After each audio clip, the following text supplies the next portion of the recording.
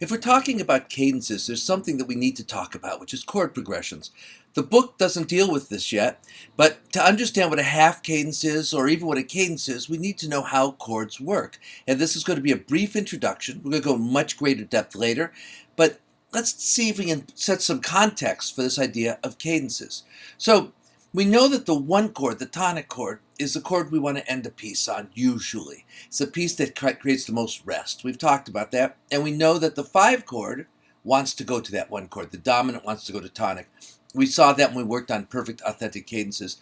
But that's part of a much larger picture of what chord wants to go to what other chord. This is what we call functional harmony. Remember, we're in tonal functional harmony. That means tonal means it's in a key. Functional means that each chord wants to go to another chord.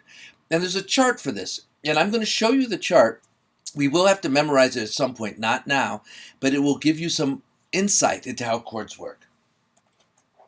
So here's my chart. So normally we can always start on a 1 chord. We don't have to start there, but if we're on a 1 chord, we can go to any other chord anytime. It's just a resting place. And then after that, each of these chords can go to any chord that's to further on the right side of them, or they can go up and down within a category. And the 1 chord can fit in between them. But if they go backwards, so if this chord goes to this chord goes to this chord, then that's going to sound awkward. It's not like it's against any rule. It just sounds awkward to our ears.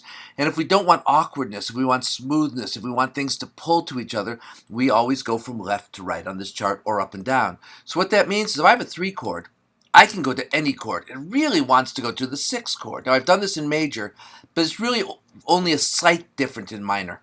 So the 3 chord wants to go to that 6 chord. It really wants to, but it can skip over it and go to the 4 or 2, or to the 5 or 7, or even stick a 1 in between. Now the 6 chord, the only thing that's really awkward is if it goes back to the 3. It really wants to go to the 4 or 2, the next chord, but it can skip them to the 5 or 7, and you could always stick a 1 in.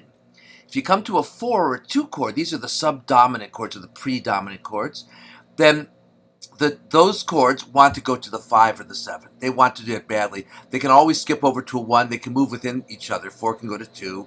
But they really want to go forward. If they go back to the 6 or the 3, it sounds very awkward. They want to go to the 5 or 7. These are the dominant functioning chords, named for the dominant chord, the 5 chord. They want to go to 1. And we're going to see one cadence where 5 doesn't go to 1. But in general, anytime 5 doesn't go to 1, it's a surprise. It's awkward or it's unusual. Otherwise, 5 or 7 want to go to 1. This is our normal progression. So a normal cadence is go to 5, go to the 1, or maybe the 7 to the 1. 5 to 1, the authentic cadence. If it's in root position with the tonic in the last chord, then it's a perfect authentic cadence. Otherwise, it's imperfect. But 5 to 1 is perfect authentic. But you can see that along the way, all of these except for the 7 are major, minor, or minor chords. We can stop in any one of them. And how we make them feel like a good stopping place is a topic for another chapter. But that's when we talk about half cadences.